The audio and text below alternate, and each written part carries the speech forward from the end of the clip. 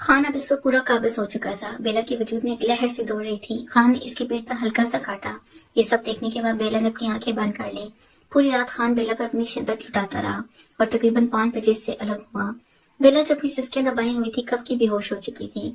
इसने जैसे ही पेरिस की सरजमीन पर कदम रखा तो दिल में बुरे बुरे वसवसे आए कि वो यहाँ कैसे रहेगी। चाचू से तो वो आज तक नहीं मिल पाई थी, जिसकी वजह से मालूम नहीं था। बस इसने फरहान को देखा हुआ था, वो भी 4 साल पहले।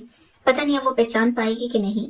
अगर इसने इसमें फरहान को पहचान भी लिया तो चाचू इसे अपने घर में रहने देंगे। अभी परी इसी कश्मकश में थी कि इसके मोबाइल की बेल बजी। स्क्रीन पर बाबा का नंबर देखकर फौरन कॉल उठाई।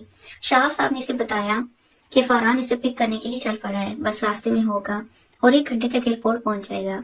कबीर ने जोली के लिए प्यारा सा ब्रेसलेट लिया और अब इसका इरादा हैदर की बहन को एयरपोर्ट से पिक करने का था। वो आज से पहले ज्यादा रिजर्व लग रहा था क्योंकि इसे जोली की तरफ से जाना था। हैदर की बहन कबीर के साथ बहुत ज्यादा अटैच थी क्योंकि हैदर अपना ज्यादा वक्त अपनी वाइफ को देने लग गया था और शादी के बाद वो जिम्मेदारी से दूर भागने लग गया था, जिसकी वजह से कबीर ने पारसा को बहुत की बहन की तरफ पाला था। थोड़ी देर बाद वो एयरपोर्ट पहुंच गया और वेटिंग रूम में चला गया। थोड़ी देर बाद वो उसे दिखाई दी। रेड टॉप, ब्लैक जीन्स, गले में मफलर। थोड़ा सा पास जाकर देखा तो वो शॉक हुआ जब इसकी आंखों का रंग देखा। कबीर की समझ में ना आया कितने से अरसे में इसकी आंखें ब्लैक कैसे हो गई। परी ने जब इसे देखा तो उसका भी कुछ ऐसा ही रिएक्शन था। कहाँ वो सावले रंग का फरहान हुआ करता था, किसी जमाने में कहाँ रंग ही निकाल लिया और कद भी बढ़ा लिया। इसने तो फिर आगे बढ़कर इसकी तरफ आई। कबीर भी अपनी सोच को जुटलाकर इसकी तरफ आया और फिर अचानक से इसको पकड़कर कसकर अपने सीने से लगाया। और दूसरी तरफ परी, जिसकी सांस ऊपर नीचे होने लगी थी, बिल्कुल अब इसे सांस लेना भी मुश्किल लग रहा था। कुछ देर बाद कबीर ने इसे दूर किया। मेरी जान तो इतनी बड़ी हो गई है, मैं तो पहचान भी न सका। कबीर ने अपनी बात का आगाज किया और इसके हाथ से बैग्स लेकर गाड़ी में रखे। अब वो दोनों गाड़ी में बैठ चुके थे। कबीर पारसा को प्यार से परी कहता था, इसलिए वो बात बात पर इसे परी कहकर पुकारता था। परी पहले बर्दाश्त करती रही और फिर अचानक इसके सब्र का पैमाना लबरेज हो गया। बस बहुत हुआ, कब से परी परी लगाया हुआ है। अचानक परी फट पड़ी। इस पर कबीर बहुत हैरान हुआ। ये क्या कह रही हो? परी, नाम तो मैंने रखा था तुम्हारे खान बाबा ने। कबीर ने इसे वजाहत देनी चाहिए। क्या फजूल बकवास किए जा रहे हो? परी ने कबीर से कहा। लेकिन पारसा कबीर अभी बोलने ही वाला था कि परी पारसा का नाम सुनकर बुलबुला उठी। परीशे नाम है मेरा, आई समझ परीशे अबाबील। सुन लो कान खोलकर। कबीर ने फौरन गाड़ी को ब्रेक लगाई। क्या तुम परीशे अबाबील? परीशे अगर इतना ही मुश्किल नाम है तो तुम मुझे बेला भी कह सकते हो। हाँ, पर परी कहने की जरूरत मत करना, ये सिर्फ मुझे मेरे बाबा कह सकते हैं। कबीर को उसकी बात से कोफ्त होने लगी। वो फोन पर किसी से बात कर रहा था, जिसकी बात इसने सुख का सांस लिया। वैसे बेला भी अच्छा नाम है। कबीर ने इसके चेहरे को बगौर देखा, स्माइल पास की। अगर तुम्हारा हो गया हो तो हम घर चलें। बेला को अब इस पर गुस्सा आ रहा था। खैर, कबीर ने अबरूज काका से देखा तो क्या गली डंडा खेलने का इरादा रखते हो? बेला कहाँ चुप रहने वाली थी, फौरन बोली। इस पर कबीर ने गुस्से से इसकी तरफ देखा। मैडम, लिमिट्स में रहे, कहीं लेने के देने ना पड़ जाएं। ये पेरिस है ना कि तुम्हारा पाकिस्तान। आई बात समझ में? कबीर ने एक निगाह इसके सराफे पर डाली और गाड़ी रोक दी। कबीर अपने साथ पारसा को नहीं बल्कि इसने परीशे अबाबील को पारसा की जगह एयरपोर्ट से पिक किया है। ये बात इससे मालूम थी, लेकिन बेला को मालूम नहीं था कि जिसको फरहान समझकर गाड़ी में बैठी वो इसका मंगेतर फरहान नहीं बल्कि कबीर खानजादा है। गाड़ी को ब्रेक लगी तो बेला ने सुकून का सांस लिया और गाड़ी से निकलने लगी, लेकिन कबीर ने इसका हाथ अपने हाथ में पकड़ लिया। बेला ने इसकी हरकत देखी तो फट पड़ी। बदतमीज इंसान, घर जाने दो मुझे, फिर देखकर कैसे चाचू को तुम्हारे करतूत बताऊंगी।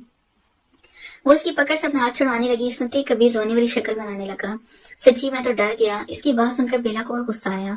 वो कुछ बोलती इससे पहले कबीर बोल पड़ा। मुझे इस घर में एक जरूरी काम है, खबरदार जो तुम यहाँ से 1 इंच भी के लिए चुपचाप बैठी रहना, नहीं तो मैं तुम्हारे साथ जो करूंगा इसकी जिम्मेदार तुम खुद होगी।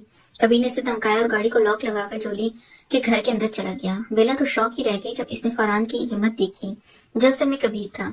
कबीर ने जैसी जोली के रूम में कदम रखा तो वहां मौजूद नहीं थी। इसके बाद वो टेरेस पर गया और हैरान रह गया क्योंकि टेरेस फूलों की पत्तियों से सजा हुआ था। टेरेस की दीवार पर मोमबत्तियां रखी गई थी जो कि माहौल को खुशगवार बना रही थी।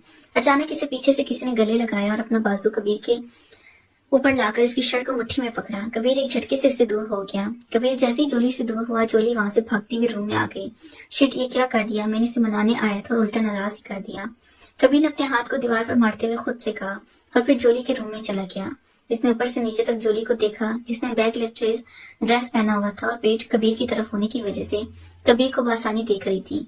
आहिस्ते आहिस्ते इसके पीछे खड़ा हो गया और अपने हाथ इसकी बैक पर फेरने लगा, जिससे जोली को बहुत मजा आ रहा था। इसकी दिली मुराद पूरी होने को थी, लेकिन इसने कबीर से नाराज होने का ड्रामा भी बंद नहीं करना था। تاکہ وہ اپنا کام جاری رکھے، اس لیے چپ چاپ کھڑی رہے۔ کبیر نے جب یہ دیکھا کہ جولی نے کوئی ریئیکٹ نہیں کیا تو اس نے جولی کے بیگ کو انزپ کر دیا، جس سے اس کی ساری بیگ واضح ہو گئی۔ اب کبیر نے اپنے لب اس کی گردن پر رکھی اور آہستہ آہستہ اس کی گردن سے کمر تک آیا۔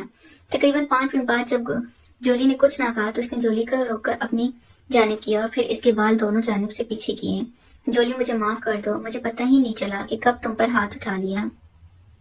یار اب تو معاف کر دو۔ جولی نے کبیر کے ہاتھ فوراً اپنے ہاتھ میں پکڑ لیے اور اپنے ہونٹ کبیر کے ہونٹ سے ملائے۔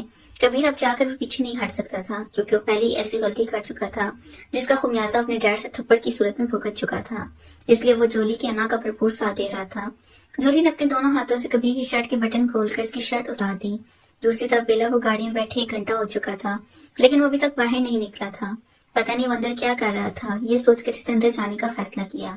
اندر پہنچ کر اسے ہر طرف اندھیرا دکھائی دیا سوائے ایک روم کے۔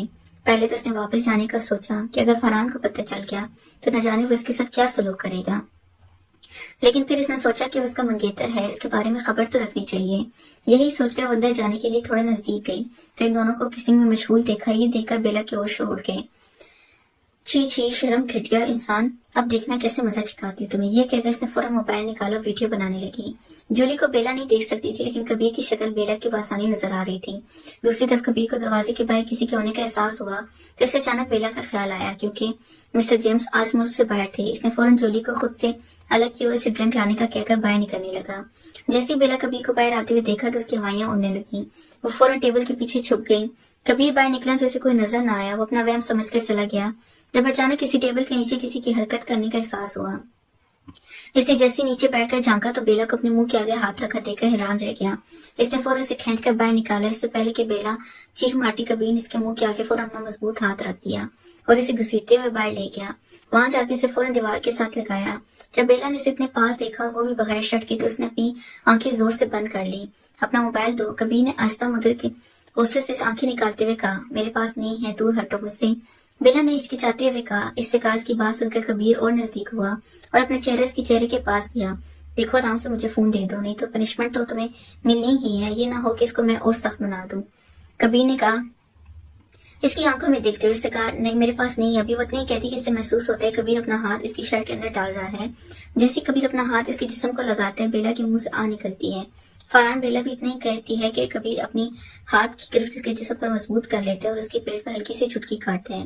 کبیر نام ہے میرا، کبیر خان زادہ، سنا تم نے، اب شرافت سے موبائل دو مجھے، نہیں تو میں کیا کر سکتا ہوں، یہ تو تم نے اندر دیکھ ہی لیا ہے۔ نیکسٹ پارٹ کے لیے چینل کو لائک سبسکرائب ضرور کریں۔